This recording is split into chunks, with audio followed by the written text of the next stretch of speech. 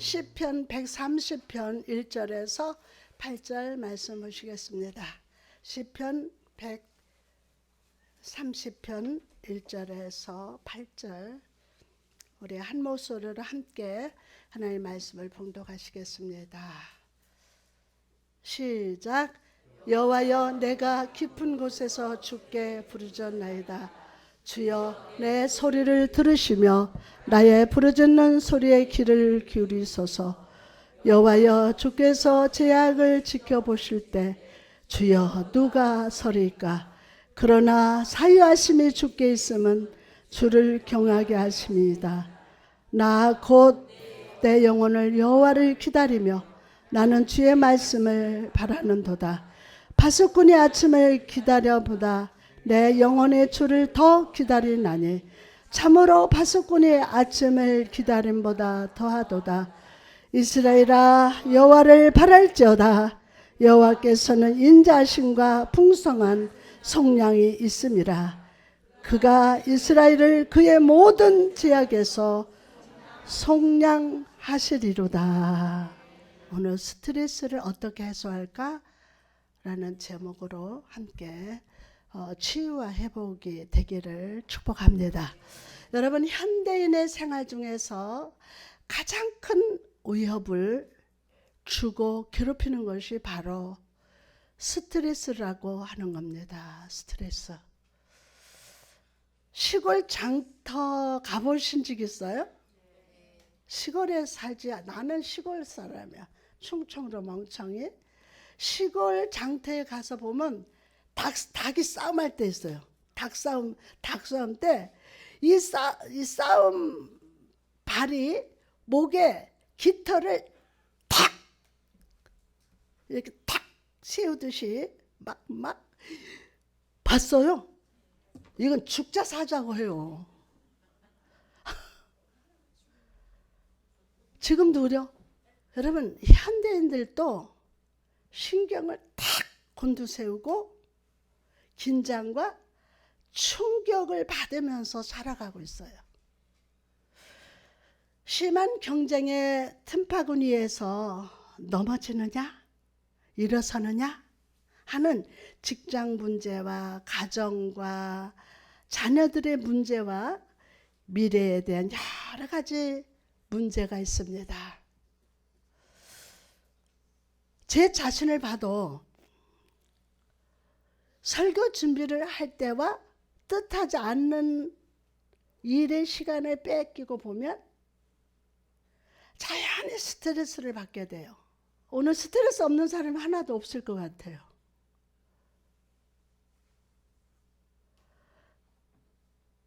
교통의 혼잡으로 본의 아니게 어기게 되는 약속 시간에서 상대방의 예기치 못한 반응에서 갑자기 온 질병 때문에 자녀의 입시 낙방으로 숱한 스트레스가 현대인에게 충격을 주고 있어요. 그렇기 때문에 때로는 정상적인 생각보다는 이러한 스트레스의 영향에 의해서 비정상적인 생각과 행동이 나타날 때가 있어요. 비정상적인 생각. 그게 나타날 때가 있습니다. 여러분, 의학적인 통계를 보면요, 60세 이전에 심장마비로 사망하는 사람들이 90%. 이 스트레스의 영향을 받았다고 보고하고 있습니다. 엄청나게. 우리는 끊임없이 이와 같은 스트레스의 긴장과 억압 속에 살고 있습니다. 그것이 아주 당연하다고 하고 살아요. 그렇죠? 당연해. 본문의 시편 130편 1절에서 2절에 보니까 내가 깊은 곳에서 주께 부르짖었나이다. 주여, 내 소리를 들으시면서 나의 부르짖는 소리에 어떻게 해요? 귀를 기울이소서 라는 말씀은 시편 기자가 비정상적이고 감정적인 큰 억압과 스트레스를 당하고 있을 때 부르짖는 외침이라고 생각합니다.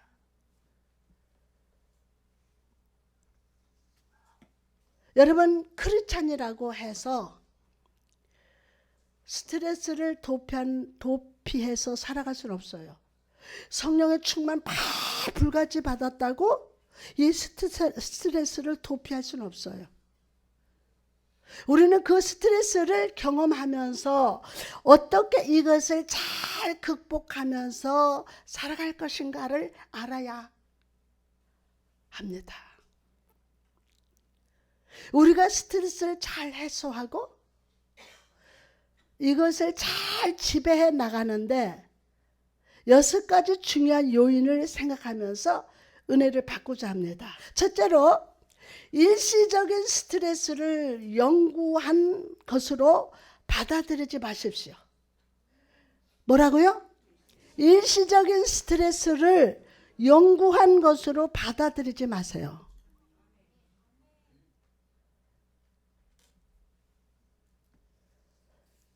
스트레스는요, 일시적인 것인지 영구한 것은 아니에요. 일시적인 것이지 영구한 것은 아니라고요. 그런 거로 때때로 닥치는 스트레스를 일시적인 것으로 소화시켜야 합니다. 그거를 계속 마음에 담고 있지 말고 일시적인 것을 해결해야 돼요. 프레딩 레스트라고 하는 사람이 그림자 너머의 빛, 책 제목 아세요? 아시죠? 그림자 너머의 빛이라는 책을 썼는데 이런 내용이 있어요.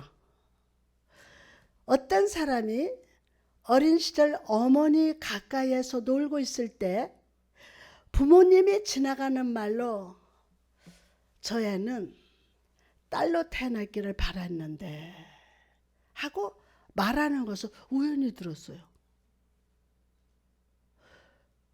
쟤는 딸로 태어났어야 되는데 엄마는 그 애 앞에서 얘기한 게 아니에요. 우연히 듣게 됐어요. 이후 그는 대학을 졸업하고 교수가 될 때까지도 자신이 세상에서 잘못 태어난 것이라는 이 억압된 잠재의식 속에서 계속 자리 잡고 있어서 그로 인한 스트레스로 일생을 보내야만 했다고 합니다. 지나가는 한마디의 말이 일생 동안 그의 뇌를 차지하고 있었다는 거예요. 일생 동안 그 뇌에 차지하고 있었다는 거예요. 이게 무서운 거죠? 사람의 감정은 기후와 같아서 비가 올 때도 있고 태양이 밝게 비칠 때도 있고 구름이 어둡게 드리울 때도 있습니다. 비바람 칠 때도 있습니다. 태풍도 불고 여기 원흥동은 번개를 치면 무섭습니다. 다 물려와 원흥동으로. 이럴 때 변화가 있는 것이 우리 감정이에요. 변화가 있는 게 누구 감정? 우리의 감정이에요. 그렇기 때문에 언제나 한 가지 감정만 가지고 영구히 살 때에 우리는 많은 피해를 입게 됩니다. 누가? 인간 생활 속에서 슬럼프도 있습니다. 낭떠러지에 떨어질 때도 있습니다. 자, 지나간 과거를 지금도 계속 오늘 그 스트레스가 물러가라. 영구에 붙잡고 있다라는 거예요. 오늘 소화시켜야 되는데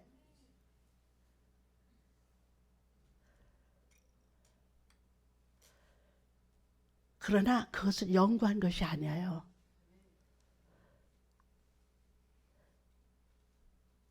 열매 맺을 때도 있어요. 그래서 어떤 사람이 말하기를 인생은 계절과 같아서 신념이 탄생하는 봄도 있고 신념이 성숙한 여름도 추수하고 열매 맺는 가을도 아무것도 성장하지 않는 죽음과 같은 겨울도 있다고 합니다. 있죠. 우리 인생에는 언제나 사계절이 존재하고 있다는 겁니다. 겨울에 잎이 떨어진 나무가 마치 죽은 것처럼 보이지만 아무도 그 나무를 찍어버리지 않습니다. 봄이 되면 다시 소생하기 때문입니다. 여러분, 일시적인 감정의 스트레스라든지 슬럼프에 빠질 때 자신의 일을 결단할 것 같으면 겨울나무를 찍어내는 것 같은 실수를 범하게 됩니다. 그러므로 스트레스를 결코 영구한 것으로 받아들이지 않는 것이 현명한 태도입니다. 이 스트레스는 영구한 게 아니다. 아멘. 그래서 그거를 받아들이지 않는 것이 현명한 태도다. 그것이 아버지의 뜻이다. 모든 인생의 생사는 아버지가 결정하세요. 그럼 아버지 원망이 아니에요. 더 귀한 것을 계획하시고 일하신다. 아멘이죠. 자, 두 번째로 스트레스를 받을 때 타인에게 문제를 털어놓으세요. 목사님한테 털어놓던 솔직해야 돼요. 근데 이 털어놓을 때 공감을 할 수 있어야 돼요. 아, 그러냐고. 스트레스를 받을 때 두 가지 종류의 사람이 있는데 마음속에 차곡차곡 쌓아서 혼자 고민하는 사람과 자신이 쌓여있는 억압된 감정을 남에게 털어놓으면서 이거를 쭉 자기를 가볍게 만드는 거예요. 낙엽이 한 잎 두 잎 떨어지면서 나무가 가벼워지듯이. 전자의 경우는 그것이 심해서 내적인 장기병을 일으키는 요인이 되기도 합니다. 머리가 너무너무 아프고 그러다가 머리가 막히고 혈압, 당뇨, 심장병 갖가지 병을 일으키는 요인이 되기도 합니다. 그러나 후자의 경우 내적인 상처를 받지는 않을 겁니다. 여러분, 이처럼 스트레스를 받을 때 남에게 문제를 털어놓고 스트레스에서 헤어나기를 바랍니다. 상담자한테라도 털어놔야 돼요. 반은 털어놓고 진짜 아주 힘든 거는 꼭 여기다 책가방 책보를 싸가지고 꼭 묶어서, 우리 옛날에 책보 있었죠. 학교 다닐 때. 그럼 항상 나는 좋다고. 아니에요. 그 속에 좋지 않아요. 현재 누가 사랑해 준다고 이건 아니에요. 겉에만 사랑하고 그 속에는 스트레스 있어요. 병이 있다고요. 제일 좋은 것은 부부간에 대화를 해야 한다는 거예요. 부부간에. 남편이 스트레스에 쌓여 있으면 부인이 말을 시켜서 스트레스를 풀도록 도와줘야 합니다. 근데 그게 아주 큰 질병으로 남아있는 사람들은 절대 말하지 않아요. 오래된 이것이 내가 사는 방법이다라고 해요.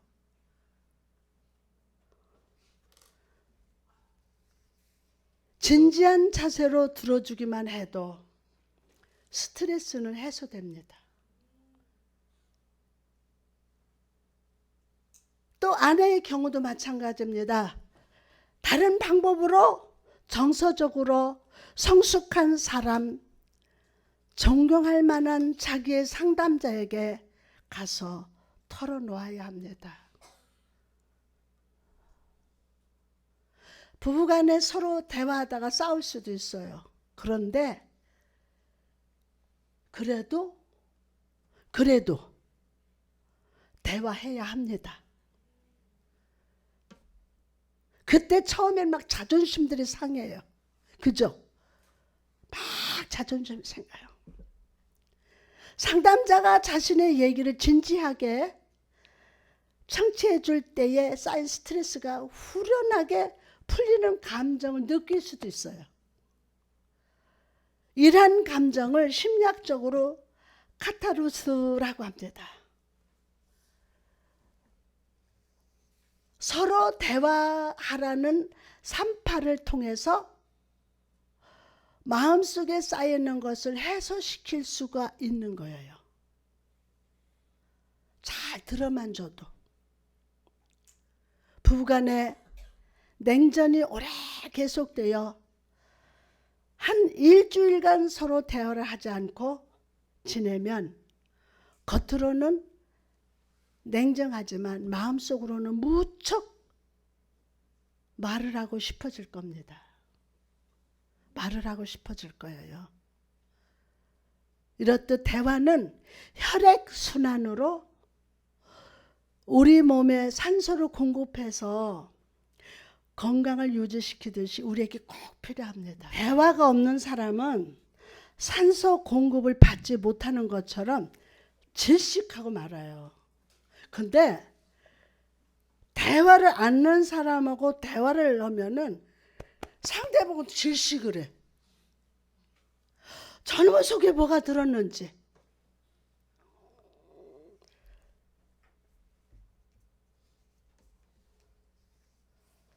그리고 또 한 가지는 하나님과 대화를 하셔야 합니다. 하나님하고 아프다고 힘들다고 나는 이게 용서가 안 된다고 미워 죽겠다고 그냥 그대로 여러분이 지금 막 안에서 충동질 치는 그 악한 거라도 그냥 이거 어떡하지 하나님 앞에 벌 받으면 어떡하지 이렇게 하지 말고 그대로 이야기를 하세요. 우리 하나님께 내 억울함 사정을 다 털어놓자고요. 다 털어놔요. 여기 와서 예배는 드리고 은혜는 받는데 이거는 남겨두고 또 가니까 그대로 또 막 내 마음에서 싸우죠. 또 싸우죠.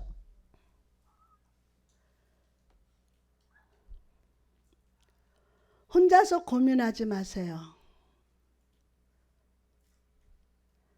새벽 기도에 기도원에 오셔서 다 털어놓으시고 혹은 산중에서도 하나님께 기도하세요. 이거 가지고 다니면 안 돼요. 이게 무거운 짐이에요. 짐. 상처의 짐. 스트레스로 이 스트레스가 심장병을 만들더라고요. 심장병을 드니까 뇌경색이 와요. 팍 화내죠. 속에 욕심 팍 하죠. 너희가 내 안에 거하고 내 말이 너희 안에 거하면 무엇이든지 원하는 대로 구하라. 그리하면 이루리라. 아멘. 사랑하는 여러분, 오늘 하나님 앞에 내 모든 문제를 내놓고 기도할 때 우리 믿는 사람은 어떤 스트레스도 극복하면서 해결받는다는 것을 믿으시기 바랍니다. 아멘. 세 번째로 스트레스를 줄이도록 노력합시다. 다 줄이라고 하면 다 줄일 사람 손 들어봐요. 아니야. 조금씩 막 나가기 시작해. 스트레스가 감정에 억압을 주고 행동을 억제한다고 해서 침통한 표정으로 가만히 앉아서 움직이지 않는다면 점점점 더 처참하기만 합니다. 그럴 때는 다 털어놓고 가벼운 운동을 하셔야 합니다. 예수 이겨내, 예수 이겨내. 그래서 막 돌기도 하고 산책도 하고 그러면서 주님, 내가 지금 이런 게 있어요. 하나님 앞에 막 고백하는 거예요.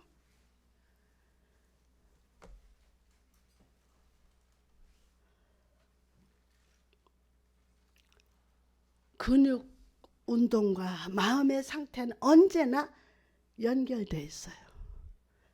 연결되어 있다고요. 찬송도 부르면서 고개를 들고 어깨 근육을 막 펴세요. 혹 여러분이 잠자리에 누웠을 경우 눈을 감고 불청객 스트레스가 찾아오는 때, 잘 때 얼른 이 불청객을 문 밖으로 내 몸 다음 다시 편안하게 아주 편안한 자세로 다리를 쭉 펴고 느긋하게 마음과 몸의 자세를 고치십시오. 아멘. 여러분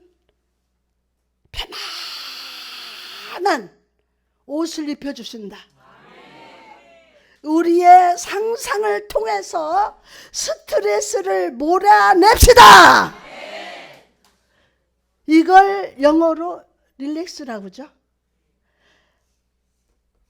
여러분, 기도하면서 모든 것을 풀고 기분 전환을 해야 합니다. 네 번째로 적극적인 신앙으로 부정적인 감정을 극복합시다. 부정적인 감정을 극복해요. 하나님께서 우리를 세상에 보내신 것은요, 감정의 희생자가 되도록 보내신 것이 아니에요. 아니라고요. 여러분들 신앙의 의지를 가지고서 이 감정을 지배할 수 있습니다. 아멘하고 받으세요. 신앙의 의지를 가지고서 이 감정을 지배할 수 있다. 이 길은 하나님의 말씀에 대한 확신을 가져야만 얻을 수 있습니다. 하나님께서 우리에게 언약하신 약속의 말씀을 믿어야 될 줄 믿습니다. 그럴 때 이 모든 감정적인 억압에서 우리를 자유케 됩니다. 진리를 알지니, 시작, 진리를 알지니 진리가 너희를 자유케 하리라. 아멘, 아멘, 아멘. 그렇다면 진리를 알아야, 하나님의 말씀을 알아야 자유케 됩니다. 아멘. 여러분도 어려운 일을 당할 때 적극적인 신앙으로 감정을 극복해서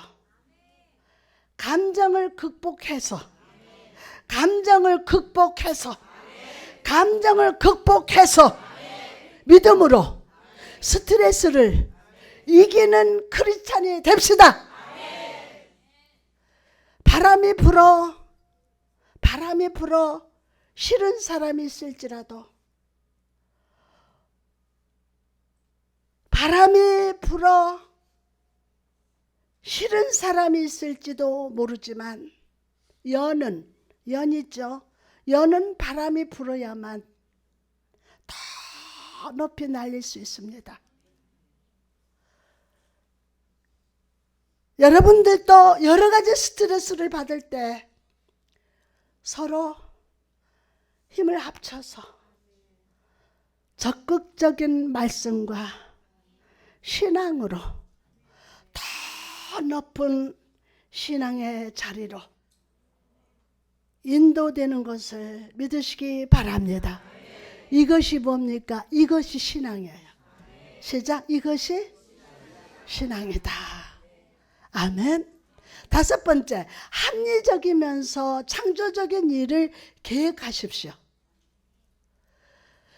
대개 스트레스가 찾아올 때는요, 소극적이고 부정적인 생각을 하게 됩니다. 하나님의 능력을 의심할 때가 있습니다. 이런 부정적인 껍질이 내 생각을 억누르고 있습니다.